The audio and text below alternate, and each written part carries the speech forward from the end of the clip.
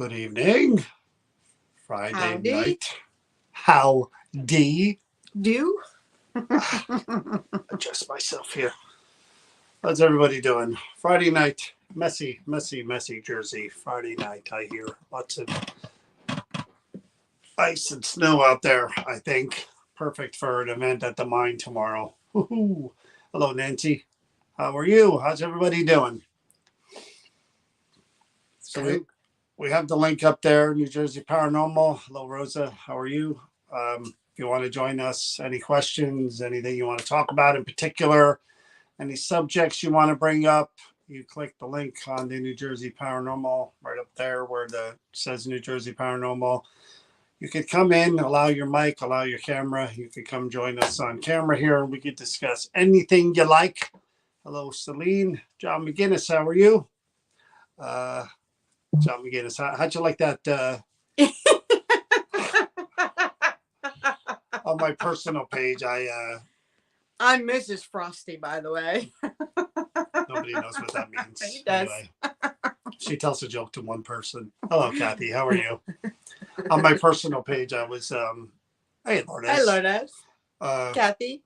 There are people in our field who want to get on like every show, like Paranormal Witness, Haunted Hospital, or any other like new show that comes on that aren't like ghost hunting groups where they have like a person come on and tell their story about, and it's kind of, there's people that want to get on all those shows. Certain people want to do them all and stuff. So I was joking around on my personal page that I was going to be on the new Canadian show called I Was Attacked by a Demonic Snowman. And lots of people were posting memes and stuff that were really funny. And John McGinnis, yeah, it's so bad. I couldn't help myself. It's just the mission of some of these people just to get on every show for more power to them. But it is what it is. Anyway, we saw you last where at the Creeper Gallery? Was that the Creeper Gallery? Wednesday night. That was funny. Saw it earlier. Creeper Gallery, Wednesday night, we went back there and hello, Edward, how are you? And we did the usual. This time we investigated 3 objects. Hello, Melissa, how are you? And 3 pretty good. 2 were pretty good. The other one was meh, as the kids say. Meh. Hello, Ann, how are you? And again, surprised. I was going over the footage again a little bit the other day because I was creating a TikTok video, and I didn't watch the whole thing, but I was going over bits and pieces of it. And I always say it's different when you're watching it from the watcher as opposed to the person doing it. I get to go back. There were some things I want to go back and look at again. I really didn't listen because Donna was asking me if a last name came through for Richard, I believe the name, and I got to go back and watch that again. Yeah. And so I got to go back and really look at it again. But I was just clipping here and there. But good stuff. I mean, that first picture with the doctor and his wife. Yeah. And, there was good stuff there. I don't know. I've come to be more of a believer in like photos being a sort of hey, Loki, Brenda, a sort of more of a portal, especially photos of like important events. You know what I mean? That kind of capture, like a conduit. Yeah, like a portal type of thing. I think I don't know. There might be something to that if you actually have the photo of that exact moment that meant so much to the people involved. Then and you start reflecting on that moment, and then there Well, it gives you a tangible. You can see what that person looked like. You can connect to that person in detail instead of just a person's name and you have no image of what they look like, or you've got the picture that actually shows what they look like and how they were. Not what I was talking about, but I think that kind of ties it in more, makes it more powerful. Not what I was talking about, but I was talking more about the tangible moment and the emotion attached to that moment that again could draw in more based on what that moment represented in the lives of these people as opposed to what they look like. I'm talking about when you have a tangible, he's just being a gobstopper. But if you actually like look at a picture of someone, instead of just somebody says, okay, a little boy is attached to that little puppy dog, and you have no image of that little boy, and you're trying to talk to that little boy, but yet if you had an image of that little boy, it just seems to make it more of a connection for me, like look more personal, like I see you, it's imprinted in my head, I'm projecting that image, that maybe it does create more of a connection. I mean, I'm just saying possibility, just putting it out there, like la la la la la la. You're a gobstopper, whatever that means.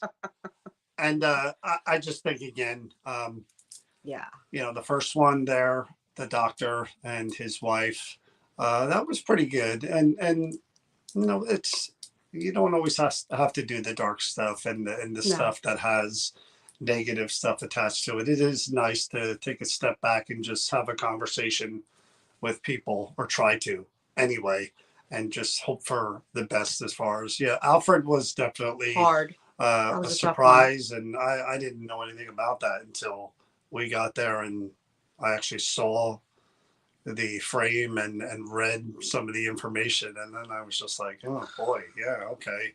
And but yeah, there was some stuff there too that was pretty interesting, as far as the energy attached to that photo and everything in it, and the diary, and yeah, it was definitely. I'll try, and it's too hard. Yeah. And, the Jesus and just that. I think there were so many entries to his diary, and I was trying to catch on, and he was, like I said, he was describing the weather, and he was describing the conditions, and I just got to one passage that just completely just solar plexed me, and that's where he was saying that he was so weak from starvation and the conditions that he was in that he couldn't even lift his hand up to his head. I mean, you think about becoming that weak because of being starved and the conditions that you're in. Well, Edward, I mean, you don't miss anything. The videos are all here. I mean, if you're watching on YouTube, the videos are there. If you're watching on our Facebook page, you just scroll up and you'll see the entire feed from Wednesday night. And it's the same with all the previous videos that we've done from the Creeper Gallery. If they're both available on YouTube and, on Facebook, you can look at the whole entire catalog going back, God, I don't know how many years now, to see all that stuff. And then the last object, we really didn't have much to go on. That's always hit or miss. Sometimes you get surprised and you get some stuff to kind of fill in the gaps. And other times you're just kind of like shooting in the dark, just trying to make any kind of connection. Hey, Maria, I haven't seen you in forever. Yeah, hello. So, I mean, we did the best we could with that. Hopefully more information will come from the readings and everything. Yeah, that person was really bad. But hopefully, again, more information will come of that, and we'll give it another go, and we'll try to get a little more information from that. But again, a good night. When we left there, the roads were pretty icy on the way home, so we had to take our time, and it took us a while to get home after that. Normal. And it's we've been lucky this winter. We haven't had much of that, but last night, that night was definitely. As soon as we left there, you could see the ice on the road. And we were just like, yeah, we better. We've driven home from there a few times where we actually had to follow the salt trucks because it's later at night. There aren't many people on the road. And the roads are dark and there's deer and everything else. So that was Wednesday night. And here we are Friday. Tomorrow night, we're going to be back at it for a public ghost hunt back at the Sterling Hill Mine, which is by far one of the favorite places that we've been to through the years. You never know what to expect from that place. Again, since we've become involved in there, the place has definitely got a lot more interest from people all around, New Jersey and other places, because, prior to that, not many paranormal people knew about it, and we started doing stuff there, and just now a lot of people are interested, which is good because it's an active place, and we go there probably 4 or 5 times a year, and I never get tired of going there. Never get tired of going there. So that's tomorrow night. And again, going live before that is very, very difficult. Best we could do is take pictures just to show. You can't do any live for inside the mine anyway. So no reception. No. But that's tomorrow night. What we're going to be. That's a late one because literally we go till 11:30, clean up till around 12:30, and then we hit the crazy all-night diner in Morristown, and you don't get home till 3 o'clock in the morning. Oh, that's the one you were speaking of? Hi, Dominic. Yes. Hey, Nancy, how are you? So, that's what we're doing this weekend, and Sunday we'll be recovering from whatever time we get home. Sunday morning, really. I mean, that's a long, long night when we do that. Yeah. But you know, our events are doing well. We sold out the Sterling Hill Mine in June. There'll be other events that are going to be announced after that. Tickets are still available for the Adam Berry meet and greet, as well as the ghost hunts, as far as I know, which are on May 5th and 6th at Liberty Hall, which we were just at a couple of weeks ago, it seems like, right?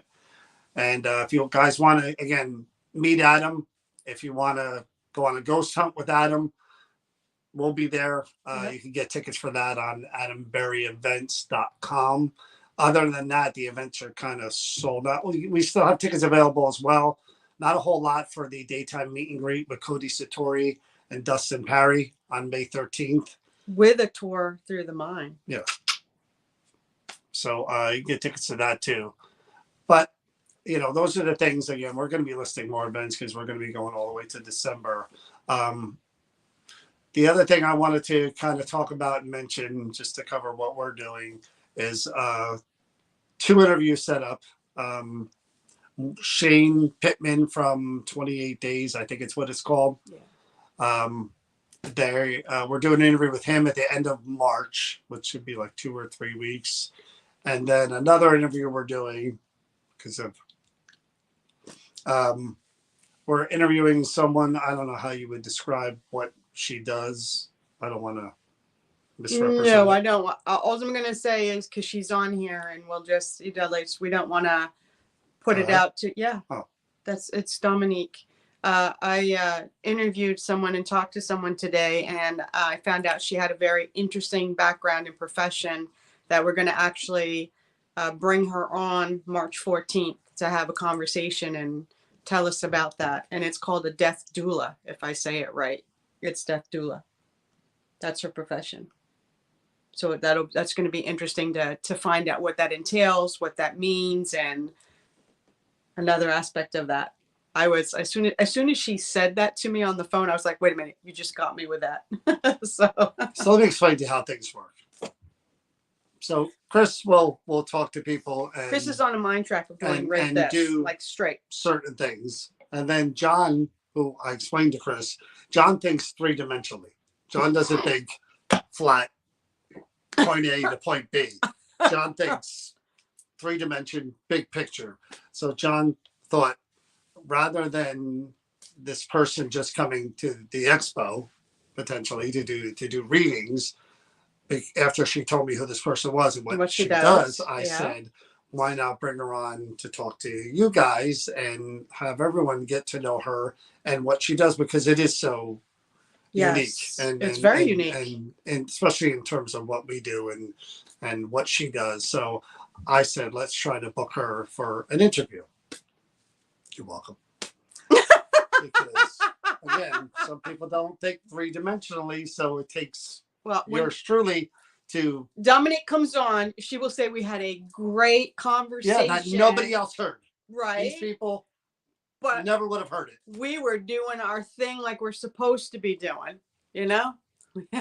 Again, 2 people heard that conversation. Now I'm going to open it up to Dominic. Potentially thousands of people here, some of which are coming to the expo. Which is brilliant, which I think is fantastic. See, fantastic. Look. Know what that is? And just so you all know what that is? Dominic is, your hands. What that is? Psychic medium who she reads tarot, but what's very interesting is that she also reads bones. So Well, why again? This is. I know these are things that we're gonna She bring can't out. even do stuff. that right. We're gonna talk to this again. All I had to say is that she's interesting. I had a great conversation with her, and I can't wait till we devil into. See what John wrote there? What did he write? John in 3D. John's in 3D. Yeah, but the D means something else to me, John. What am I doing, John? Pointing.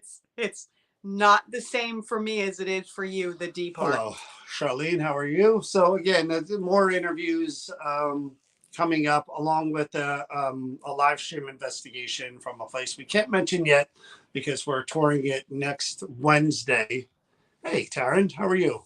Hey, Charlene. We're touring it next Wednesday to see what it's like and meet the people there, but we're going to set up a special live stream event in which we have the owner on of this place to talk about the place and what goes on there and the whole background.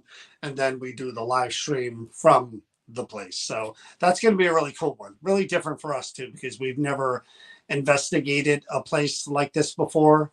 So it should be really, really cool. And I'm looking for, I love investigating just different types of places, not just kind of like your regular building, you know, or old building or historic building. Put me in a haunted chicken restaurant and man, I'm down. Let's do it. We actually investigated a restaurant. We did. Going back. This is going back a couple of years. Again, it was we couldn't make it public because it was actually for a client. But turns out like somebody actually had a heart attack when they were on their anniversary eating a meal, and literally he just.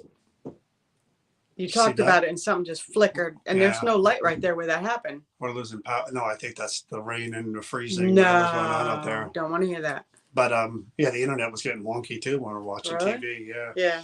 But this was a cool place. Again, unfortunately, a guy passed away right at a table when he was with his wife eating their anniversary meal. He just face first into his soup. Yeah. He was gone before the paramedics got there, and they believed that they had seen a shadow figure in that part of the restaurant. So they were kind of nervous closing up. And well, no. Well, again, that's just your opinion, Walt. And I don't, again, we don't put down other people and how they do things and their style. So that's your opinion, Walt. We're not going to echo that. I get it's your opinion, but we're not going to put down or say anybody's doing it the wrong way. No, and I wouldn't do that. I've talked extensively to a lot of the mediums that we know, and they talk about that it's not about that they need them or have them, but it's a tool that they use to help other people envision things who aren't in touch with us. Because we're into the paranormal and people who watch these things and we talk about this stuff. But if this is not your normal thing and you go to a reader, there seems to be an expectation for people to accept getting a reading too. So they're tools. That's all they are. They're tools. So it's just kind of, we keep an open mind about all of this stuff. When it's time. Yeah, definitely. And that's the thing. When we do the interview and we have the conversation, it's all about learning. That's what I love about the interviews as well. As you saw from the Bigfoot interview from Mike, I didn't know, you guys may know more about Bigfoot research than I do. Interviewing him and speaking to him before and after and during, I learned a lot. Would I do it? I never heard of anything called gifting before. I wouldn't do it. There's so many different things that I never knew. I get that and respect that. It's just my opinion. I wouldn't do Bigfoot research myself, but you won't go into the woods. I learned so you can't. I learned a lot about it, and that was interesting, very interesting. But that's the purpose of having these conversations too, and that everyone we've kind of brought before you, even if it's something that I necessarily don't agree with or don't believe in, we've had on people talking about spirit guides. We have people talking about crystals, and honestly, I'm as interested in that as I am frog racing. I really am. And you call me the hick, and you're talking about frog racing. I really am. I don't crystals have it doesn't factor into my world whatsoever. And spirit guides, same thing. When you start talking to me, and again, I get everybody does things different. Maybe they do have these powers or whatever. But you start talking to me about you could call upon the Archangel Michael to deal with a cross a spirit over or deal with a demon. No, you lose me, man. I am Gonski because I don't know. It just doesn't get me. Yeah, I do wear them. That's true. I wear them because I'm afraid what would happen if I didn't wear. That's what it is. It's superstition. It has nothing to do with the bracelet. This could be a My Little Pony bracelet. And if I thought it brought me luck for 4 or 5 days straight, I wouldn't take it off. You wouldn't care. I wouldn't take it off.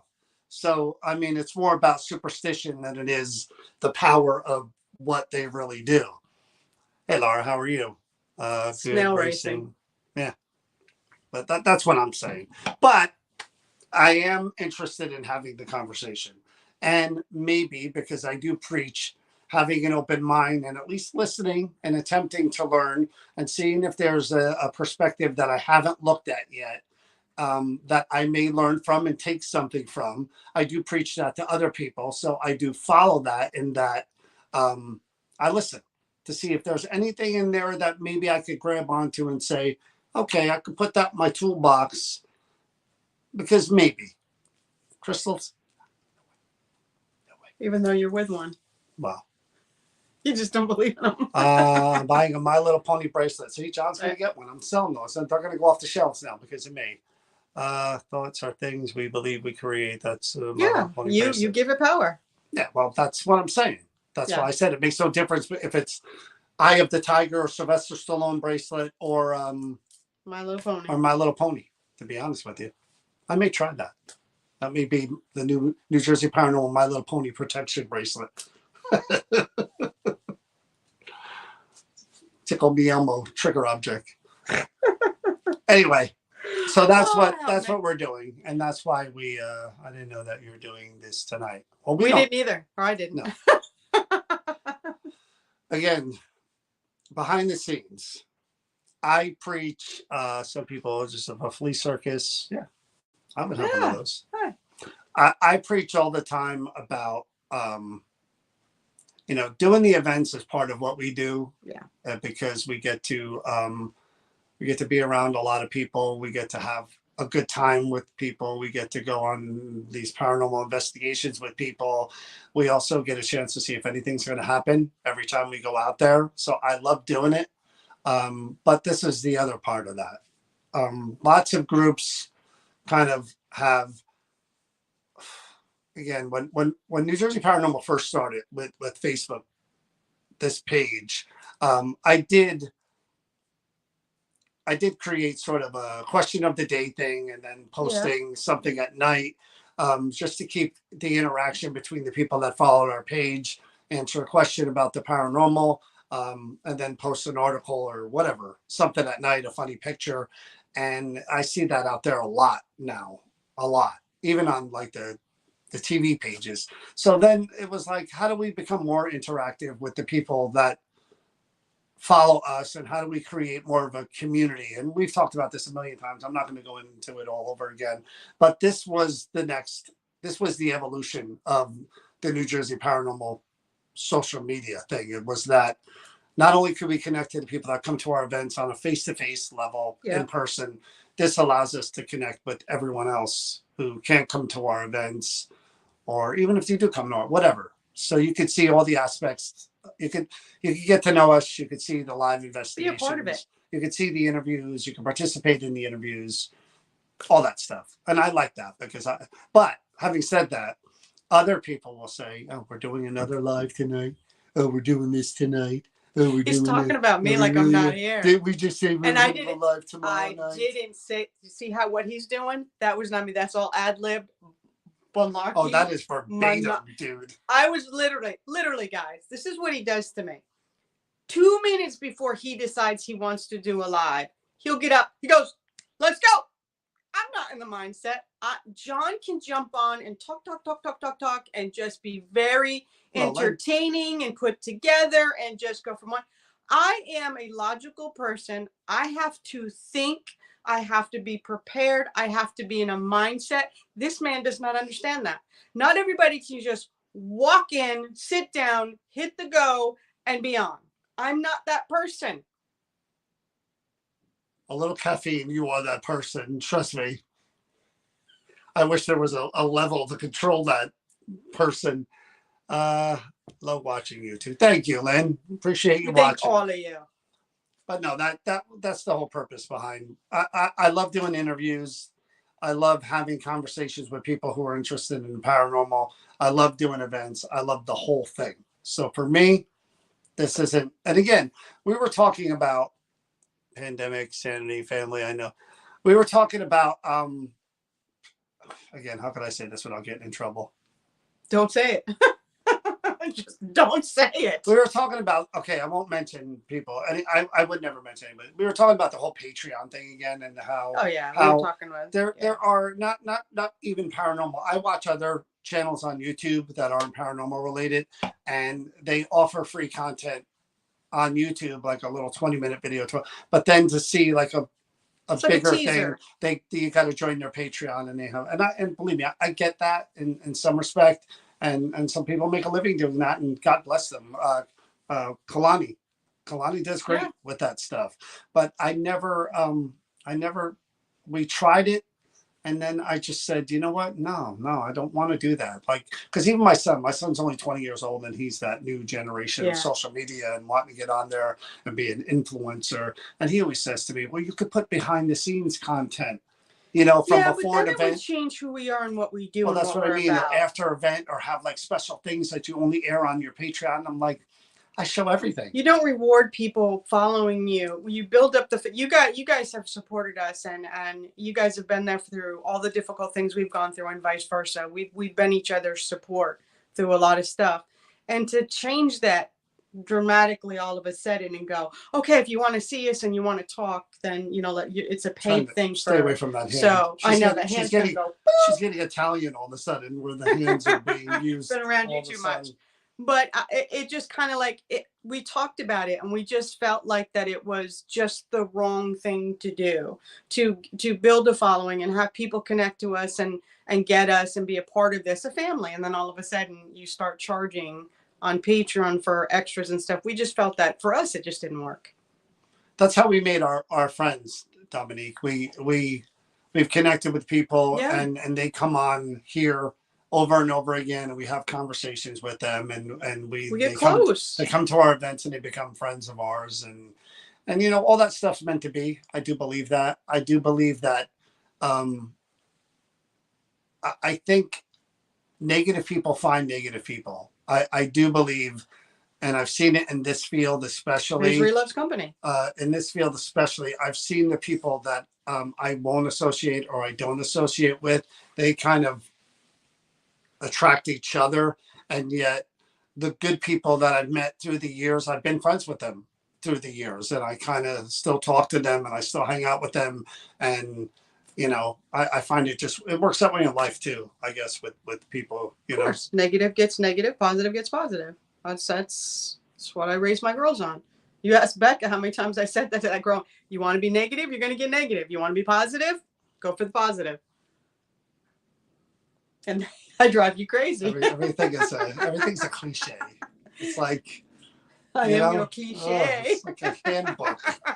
I'm a handful. I'm a handbook. Oh, a handbook. Okay. Cliche, You're gonna say I'm a handful. I'm like, no, I don't believe in that, Loki. I mean, we're not that group. We're really not. I said that a million times. This isn't a business. New Jersey Paranormal isn't a business. No. Never was, never will be. No. Not.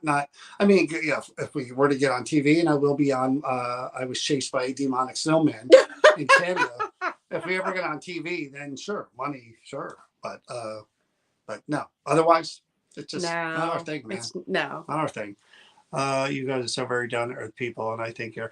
Thank you, Celine. Again, Celine was another person. Her husband Dan met them at the Hoover House and friends. Yeah.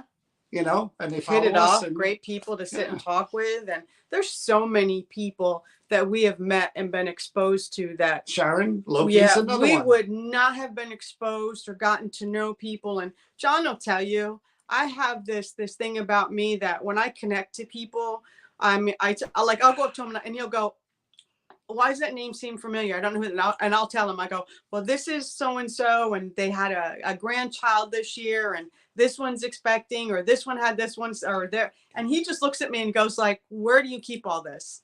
I remember nothing on a daily basis, but people. Let me tell you, I've said this before about this one here, in case you don't know.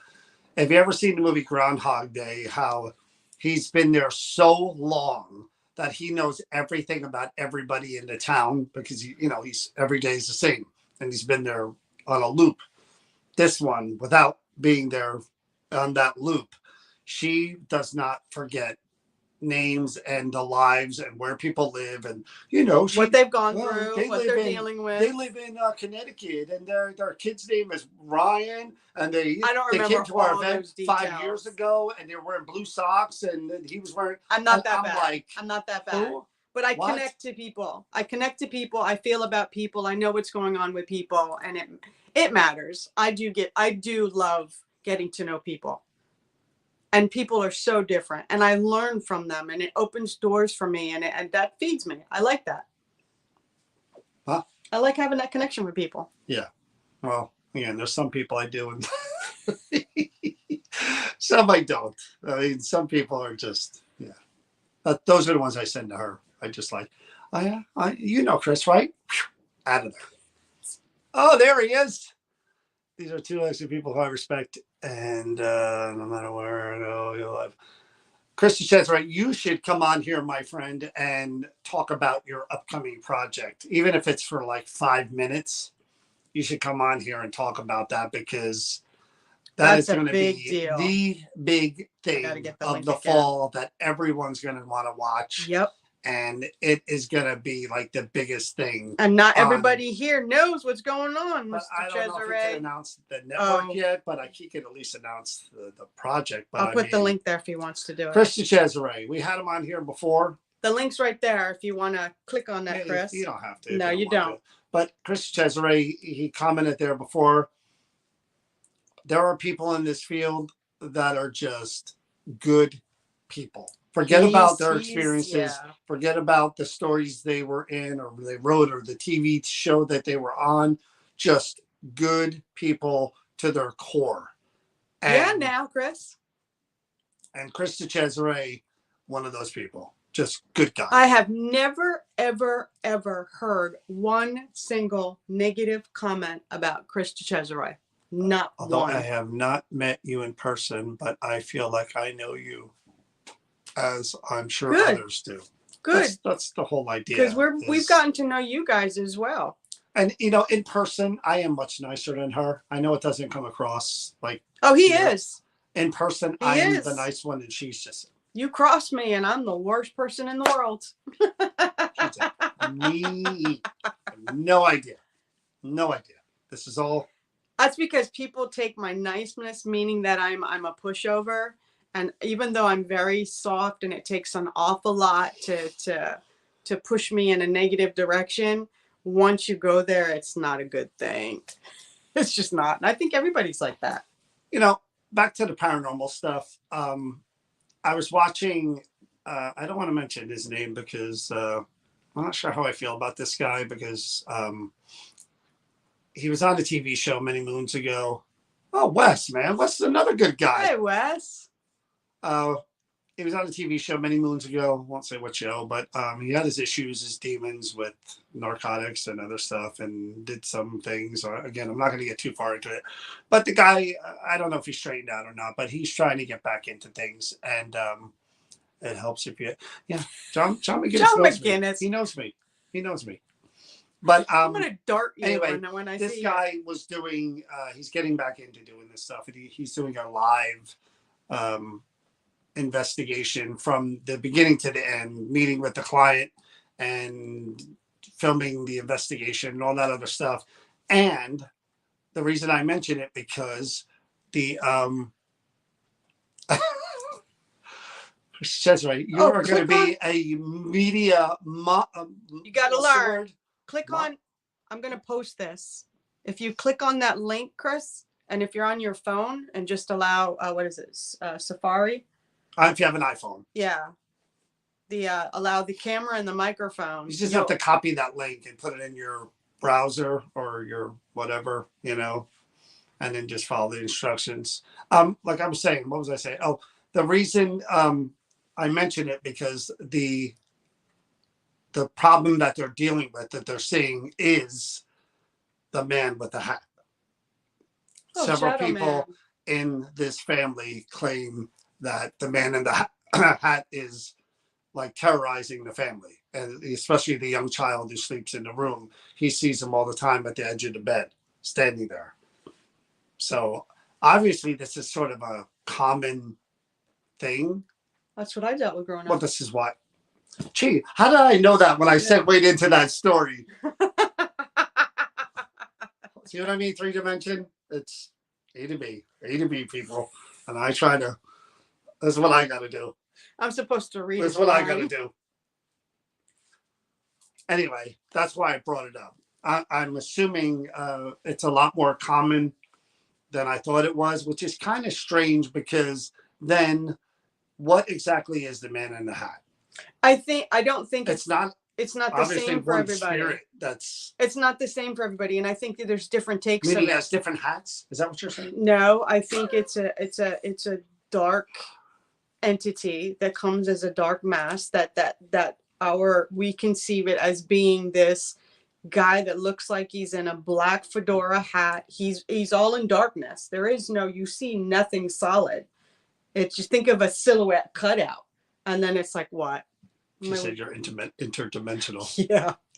I'm internally touched, but it looks like a trench coat is the best way to describe the way standing there. He has a voice. I've never heard him speak. I've only ever heard him laugh. It's like a torturous thing. I've seen his eyes glow and glimmer, and I've actually seen him raise a knife over a family member, like he was going to stab him. Wes said it's Johnny Cash.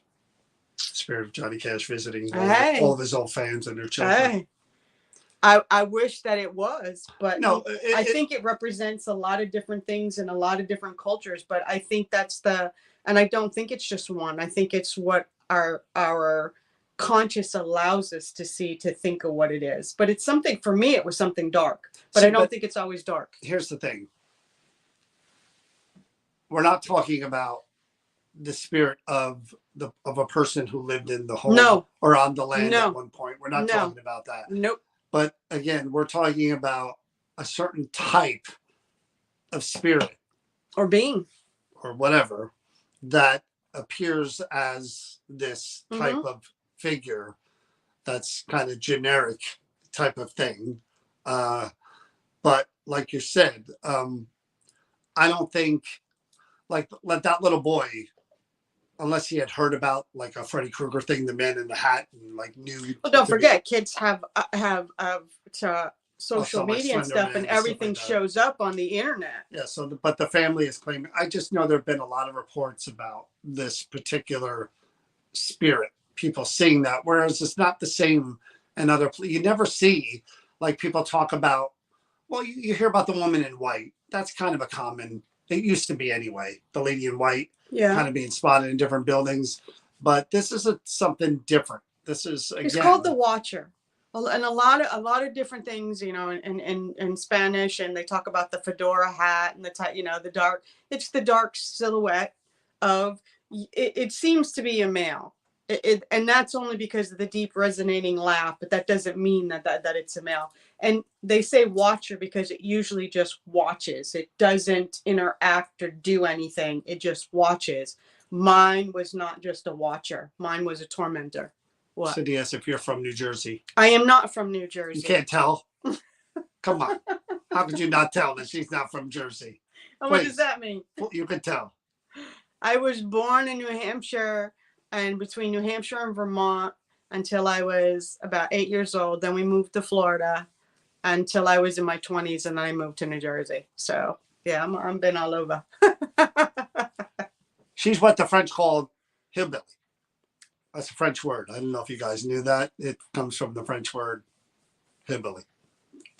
He doesn't know what a hillbilly is. But that was, again, very interesting. I was watching that, and I'm curious what other people's opinion, like John Zaffis. I would love to know if John Zaffis take on had heard or had any cases involving Hi, Dana. the man in the hat, and what his take on that would be. Because, again, I've seen shadow figures. I've never seen a man in the hat shadow figure. Well, here's the thing for you too, and I've talked to people about the watcher or the shadow man. I don't say shadow people because it's something different. As the watcher. There's a watcher, the man in the, I heard the the guy hat. in Jersey, the watcher.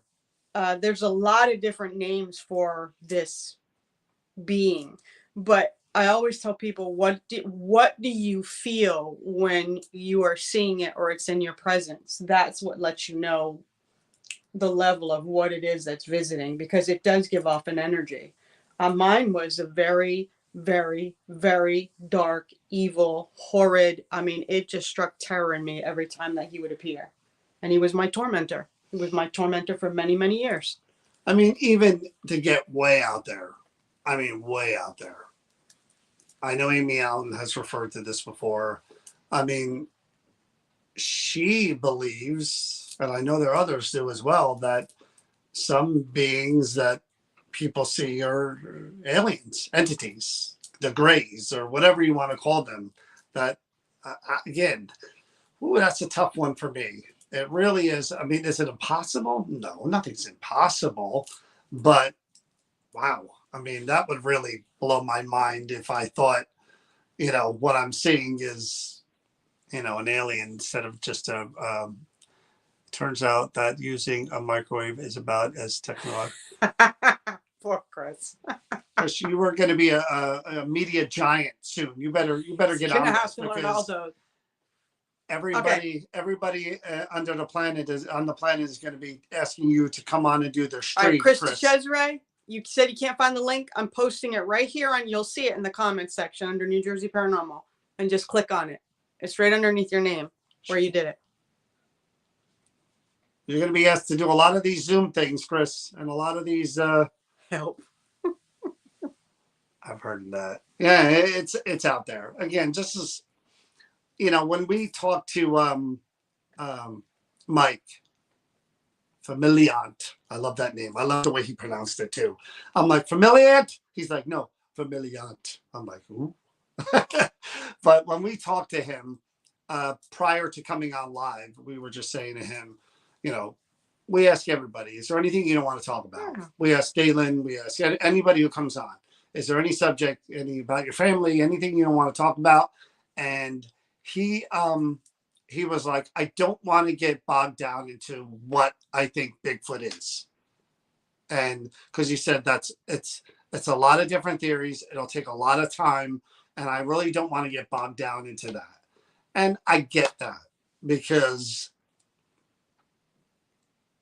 if I had to guess what a Bigfoot is, and I don't think there are Bigfoot, sorry, Mike, but I don't think there are Bigfoot. I think people are thinking they see them and they're seeing skinny bears. Skinny bears. Oh my God. I don't know what they're saying. What they're saying is something out there. You get out in the woods, you smoke weed. You're seeing a lot of stuff out there. I pray civilization doesn't, go through an apocalypse. Sparta, you get out in those Sparta woods. Survive. There's some strange people way up in North Jersey. Trust me.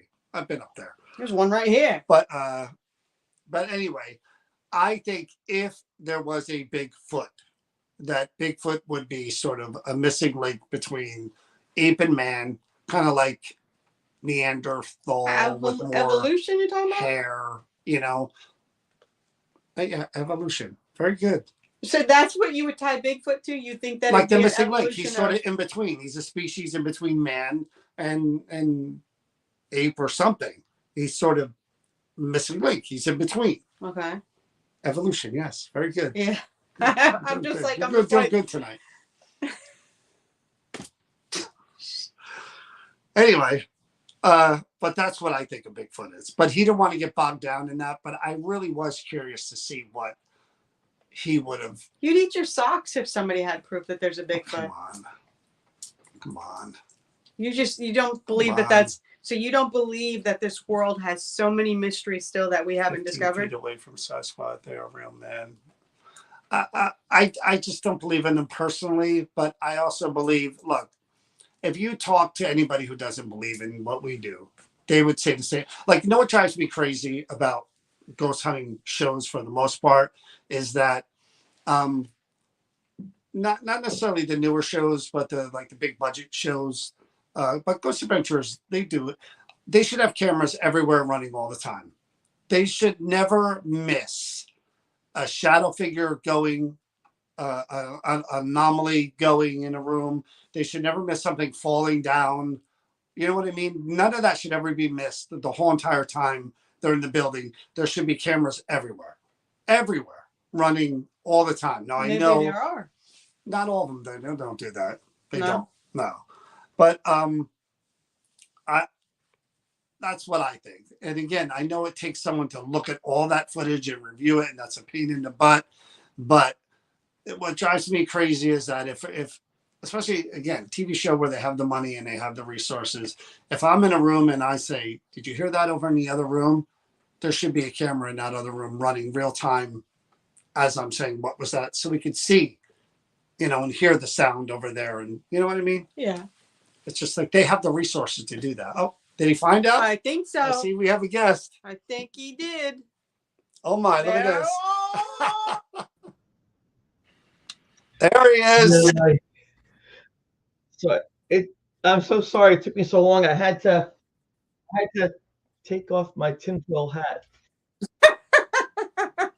I hope we don't have any echo because we weren't prepared to with our headphones and our. You don't hear an echo, do you, Chris? No, I think I'm good now. I just had to get my tinfoil hat off. I was You're ready gonna need that after this appearance. They may cancel your project. I don't doubt it. How are you, my friend? I'm doing well, thank you. That's nice of you to let me on. I really appreciate that. That's a nice thing. You're a big deal. Yeah, You're you got some awesome things going on. It's time. Yeah, I guess so. As you both know, I like people a lot, but I don't like to talk about and push myself too much. I'm bad at that. So I just find that being yourself is the best thing. And these things just seem to find me, I guess, because of good karma, So let's. Chris has been on before, actually 2 times. Yeah. We had Chris on our cable access show, which was, I believe, the highest rated show in cable access history. But we just stopped. That was a great show. That was so much fun. Chris actually came in studio for that one. That's how dedicated a friend he is. Yeah.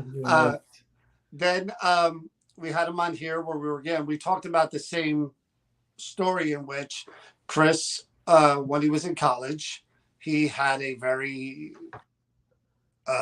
profound experience, a haunting in his college dorm room that is very famous now. Books, DVDs. What college was that again? Geneseo. Right. And if you don't know about it, just Google Chris DeCesare. My crystal's on since those are so powerful. Hold on. There you go. There you go. I got There mine too. you go.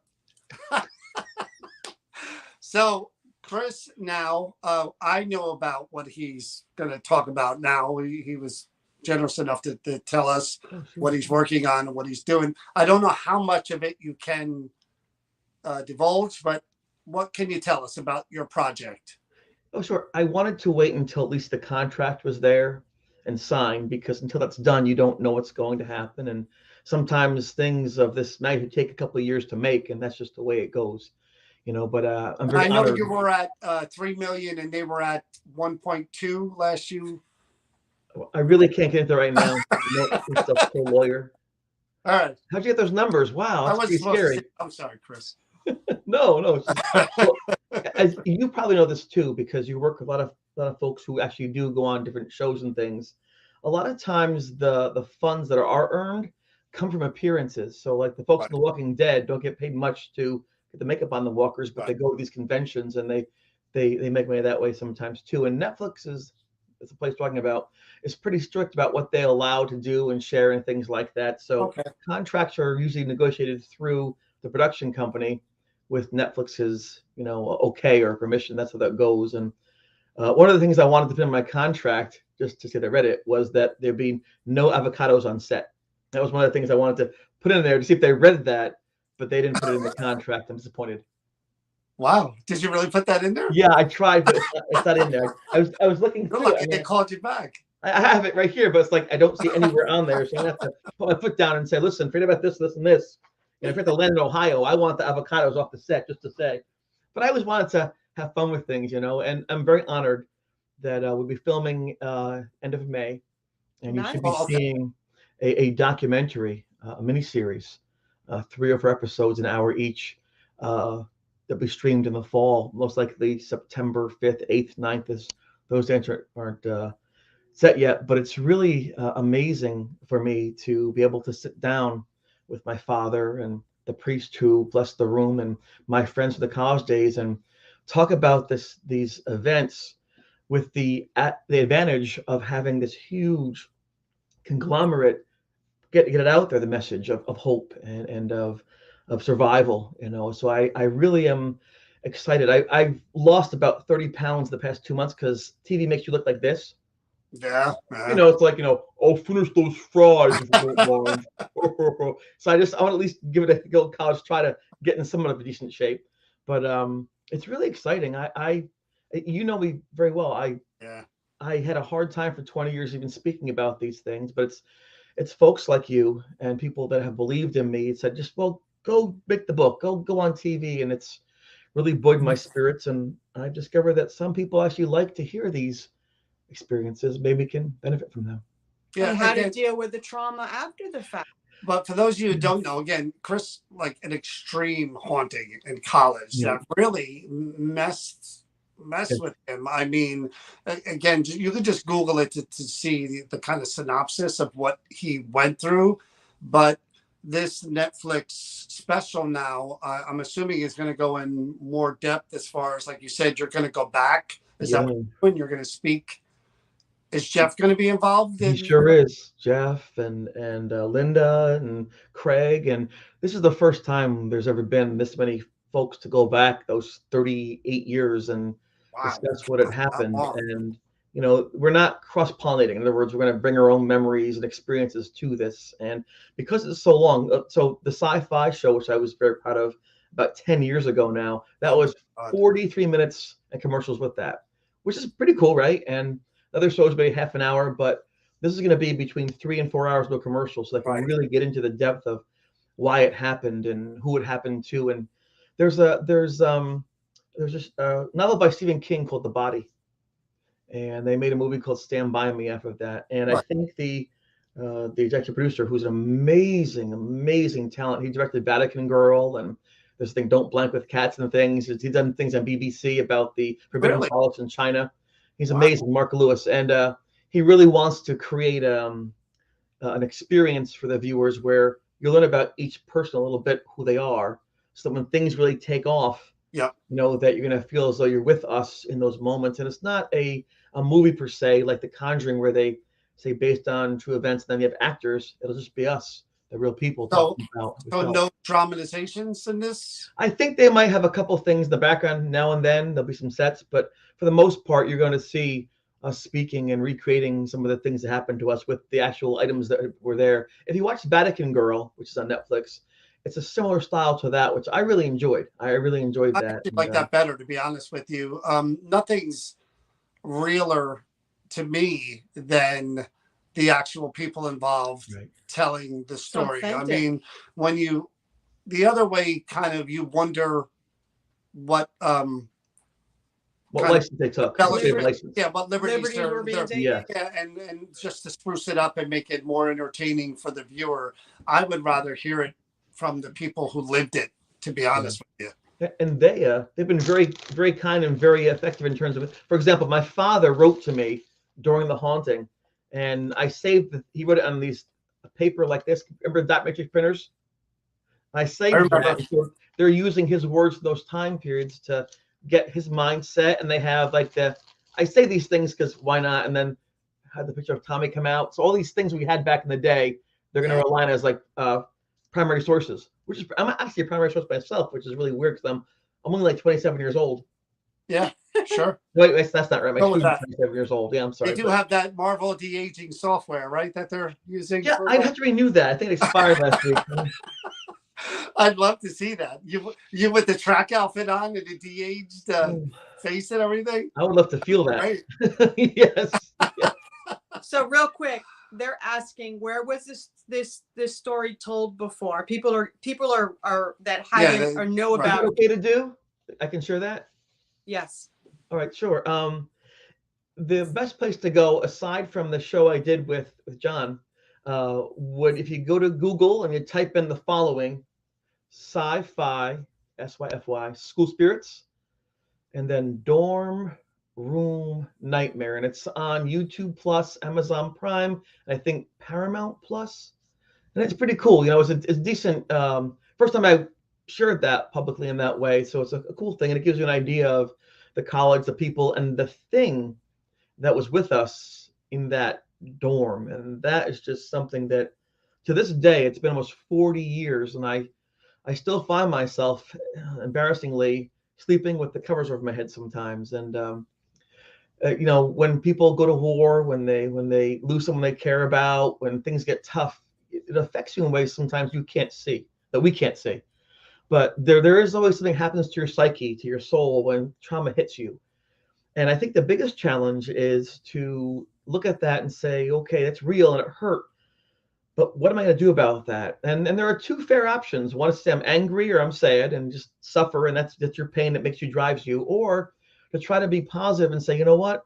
In spite of this loss, this hardship, I'm still okay. And those things taught me how to be okay, and I deserve for myself to be positive. This way I can move through it. And I think, you know, myself, I think Chris also is an example of, you know, how you do those things. And in the end, and I even had a bit of a scuffle with them a little bit. I said, I don't really care about this or this, the money, this. I just want to make sure that my experience is done with integrity. That was the most important thing to me, because you can always make more money. You can always have more opportunity. But once your name gets pushed out there and you're no longer believed, and you sell yourself out for the almighty dollar or 10 minutes on YouTube, I think then you do yourself a disservice. And what you've learned is the wrong lesson. I think you're 100% right about that too. And again, I'll give you guys just, I know there's a lot of people who don't know the story or his experience, I should say.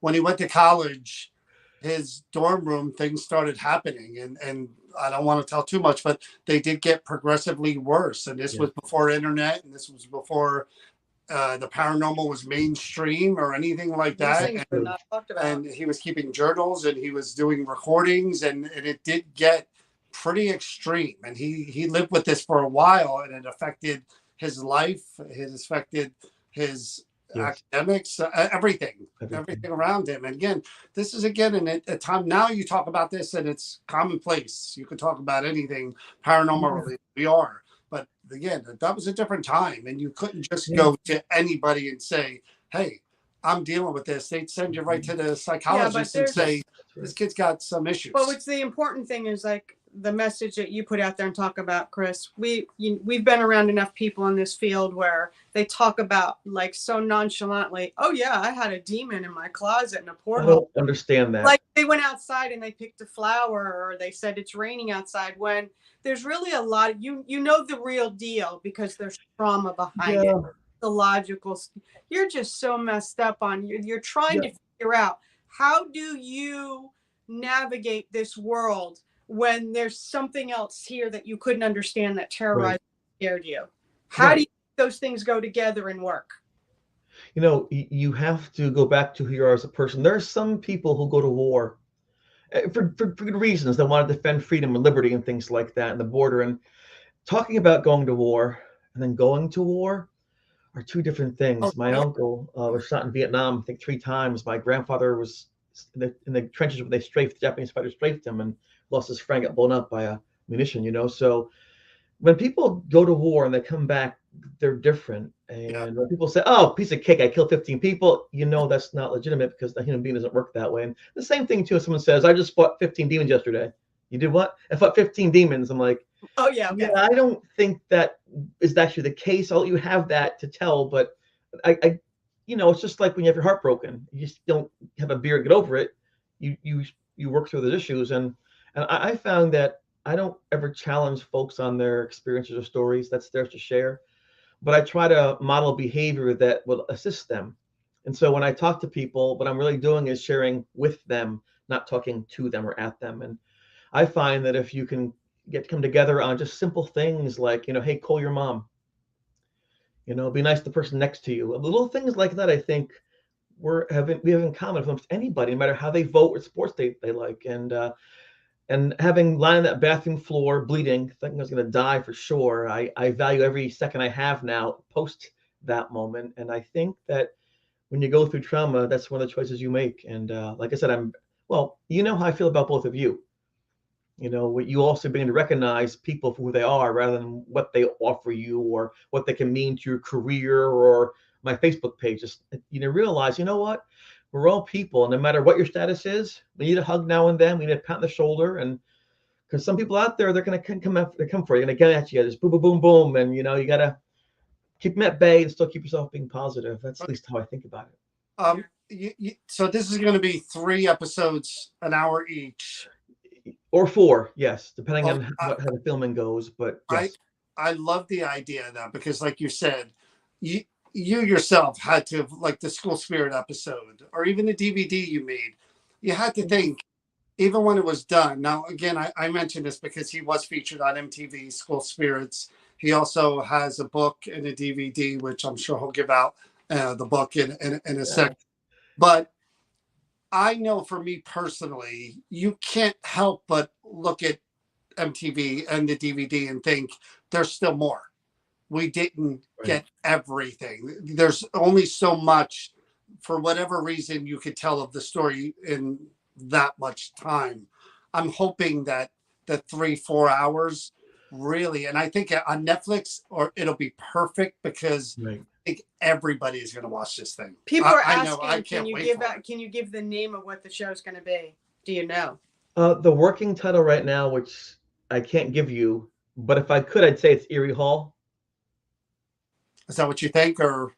Yeah, that's my understanding. Yes, when that's the dorm that the events occurred in, so that makes good sense. And it's kind of a cool name. It's Lake Erie, but also Erie with 2 E's, so it kind of plays well. But again, they have the right to change that title at the last minute, so it might be something like that in August. Then 2 days later could be, run, Ghost Boy, run. So who knows? Who knows what they're gonna do? I'm actually voting for that one. Can I vote for that one? I've had a lot of conversations. They're good people that I'm working with, most of them from London, some from Canada. So it's really amazing. And I really believe they're going to do an excellent job in honoring the folks that I was. Here's a great point. Again, I'm going to reiterate what he just said. Chris talks a lot about this because she had experiences in her youth. There is a PTSD involved in people that go through anything traumatic, including a type of haunting, if that's what you want to call it, that he went through. Extreme that haunting she is what went I through. call it. And people, kind of like you said, people can poo-poo that and just get over it or whatever. Do you, again, I don't know if we ever talked about this, do you still ever have kind of nightmares about what went on? Or is that kind of... Yeah, I think that's natural. I think that the mind has to heal, and because there's no bandage to put on it, you can't see it. It has to take some time to work through some of those things that happen. And listen, everyone carries pain. Everyone does. And that's the way life is. And you can suffer a terrible loss. Let's say you lose your job. Oh, so what? Get unemployment. Who cares? Just move on. Yeah. It doesn't work that way. And I have to understand that, perspectives don't always match. And so when somebody kind of comes at me a little bit with that, that's where they are right now, and that's okay. And hopefully we'll build a bridge of understanding between people. And good for them, they don't have that suffering. Good for them, they haven't lost a personal life. Good for them, they haven't had extreme haunting. Exactly. So good for you. And I don't hold against them. And I was at one time very skeptical as well. But yeah, I'd be lying if I said I don't think about it almost every single day. And as you're mentioning, because it changed how I thought, how I viewed the world. Everything fell apart, and because there was no ghost. It was Casper and Jesus, and that was what it was. And when I saw this thing looking at me in the room, just staring at me with that tilted head, I had 2 choices: to accept I was seeing it and try to survive it, or think, you know what, I've lost my mind, and I didn't want to lose my mind. And so I relied on my friends and their cameras and their notes and their experiences to guide me through what I was saying. I got to meet Ed and Lorraine Warren, which is pretty cool. I got to have my room blessed by a priest. So looking back, there were some exciting times, but boy, if I could go back in time and have it not happen, I'd do it right now. That's what I was going to ask you too. And again, this is probably a better conversation for after it does air, but you'll be too big of a star to come on. Oh, please. No. You guys heard him, right? You people watching? I'll be back. I'm like a bad rash. Don't go away. I'm just curious, just broad overview question. Do you ever, I'm sure you do you ever look back and go, I should have done this earlier? I should have just left school. Do you ever like, are there what ifs? Guess yourself? Yeah, are there what ifs? Had I could do that again, I would have at this point, even for the time, done this. It's odd because you can't do that, but I always wonder, and a lot of times I'll go to sleep thinking about, if only I'd done this on that day. I'm gonna give you an example of that real quick. After the attack that occurred in the bathroom shower at the college, and I had the scratches across my back going from my neck down to my waist, and I was in bad shape. My friend Jeff had a camera with him, a Monolta, and he said, listen, I want to get a picture of your scratches before the light goes out. And I said, no, don't do it. If you're my friend, you won't take that picture, because at that moment, I don't want to be the ghost, but I wanted to be Chris. I want people to care about me. And in the moment of weakness, I didn't know if I had those friendships around me. I feared that, and he put the camera down and said, I'm your friend first. And that made us friends for life, because I then knew that his concern for me overrode this amazing attempt to get this evidence. But looking back, it's been really interesting to have that photograph so people can see what it looked like. But as an honest choice, I mean, and there's that one picture of me where we're trying to find the ghost in the room, and I had like a half smile, kind of like, eh. And what that was bad, because I didn't want to let people think I was accepting it. Like, this is all crazy stuff. I was so worried about people think about me. I didn't give myself to the moment. And I feel bad about that, but that's a truth too. But do you think, an investigator. I wasn't someone who liked that. Do you also think not documenting it or taking the picture in that moment kind of stopped it from being real yet for you? I don't know. Of accepting and acknowledging sometimes. Yeah. I suppose I'm just one person with this. And so really, if I'm being honest with this whole process, it's not really about me.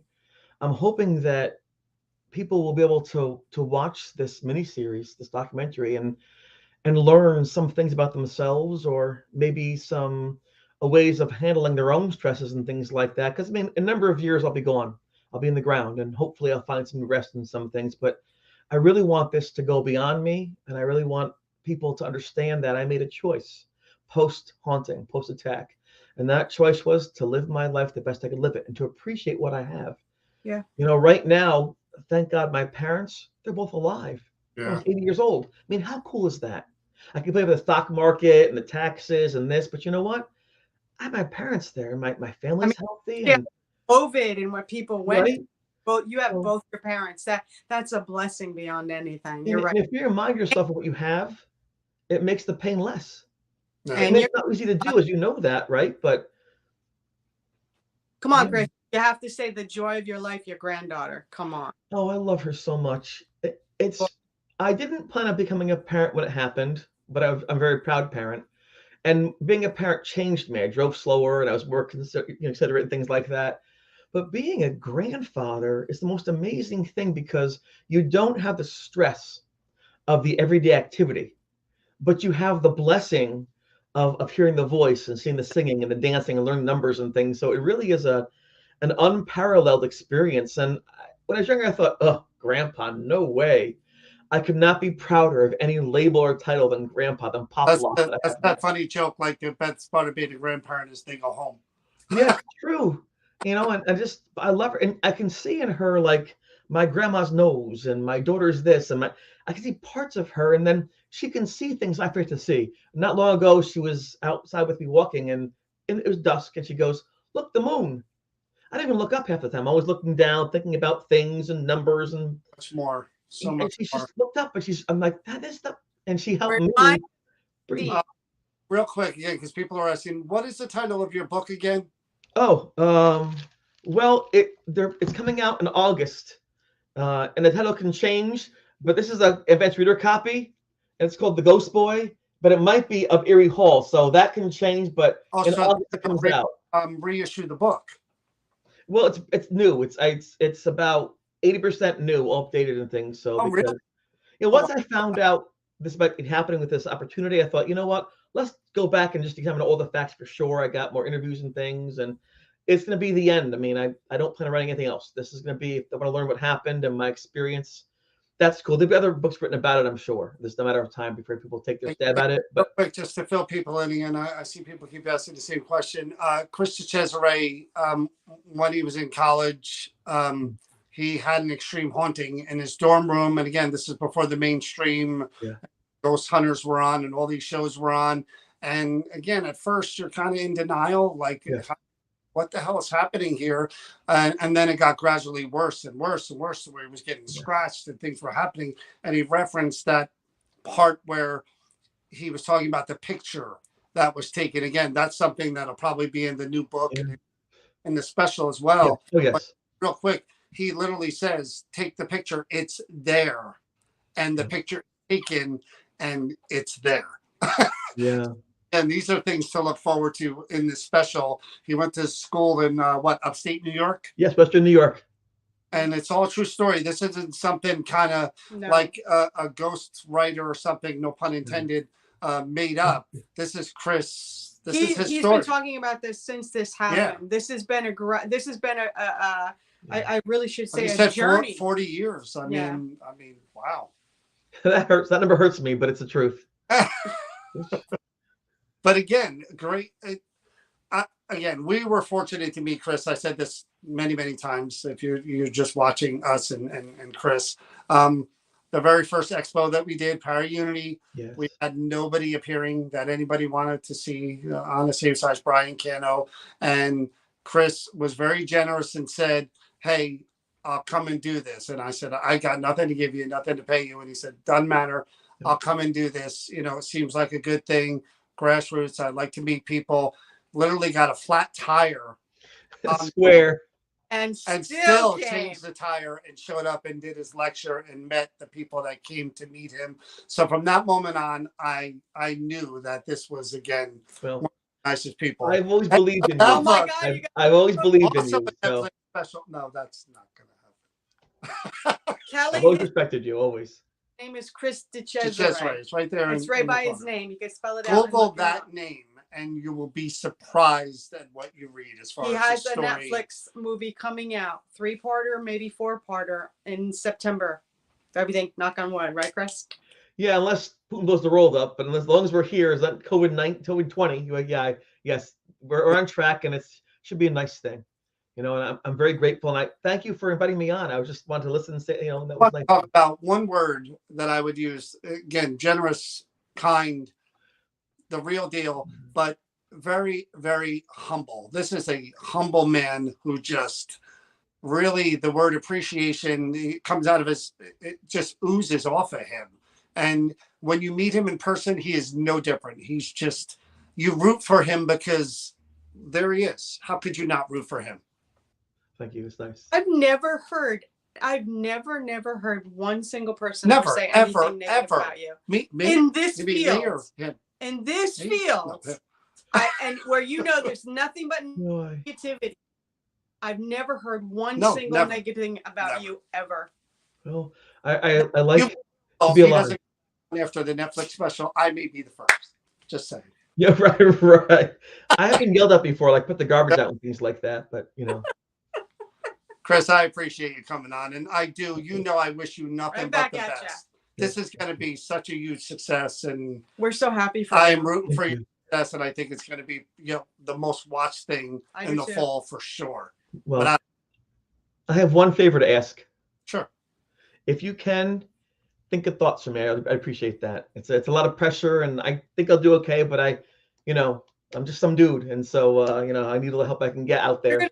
Better than okay, Chris. You're gonna get in the zone, and you're gonna remember what the focus is. You're doing this for other people, and that's what you are and what you do. As long as they don't try to hand you a baton and you're gonna run with it. Oh no, the flashback is horrible. And there go the ribs, and then there goes the shoulder, and there goes the knee. Fun to get you one of those. What is it? My Pretty Pony bracelet. Oh, you don't know. Chris, thank you. You bet I'll wear it. Yeah, absolutely. I hope to see you again soon. Thank you, guys. Love you both. Take care. Bye.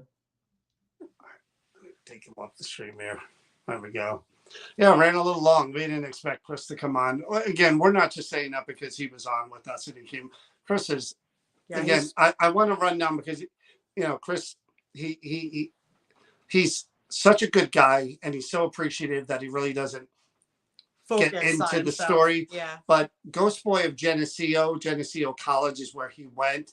He literally, I don't want to tell the whole story because it's going to be on Netflix, but he goes into this college dorm room and things start happening. And they go from little things to like big, severe things that are really making him want to leave school and all this other thing. And he's being tortured in this dorm room by this thing.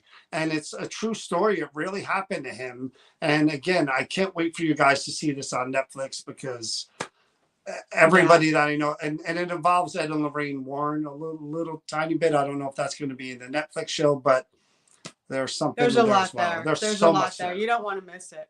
Trust me, you don't. But hope you enjoyed this. Again, we got a little sidetracked with all this, but definitely look for. Yeah, he was in track, Melissa. Yeah. Yes. That's why I mentioned it. I joked about the track thing. He did like a reunion type of thing at his college where they were running the baton and somebody went to hand it to him and he missed it and he fell and he broke his leg or something. And I kid him about that because not as young as you used to be, buddy. Anyway. Look for that in the fall. Chris is awesome guy. Awesome. And hopefully we see him at Power Unity this year in November. You never know. He might be busy, but hopefully we do. All right, guys. We'll see you probably Sunday or Monday night to tell you about Sterling Hill Mine and do that whole wrap up thing. And that's it. Have a good night. Be safe. Be well. And please be kind to your fellow mankind. It is very, very important. Good night, everybody. Night, everyone. See you soon.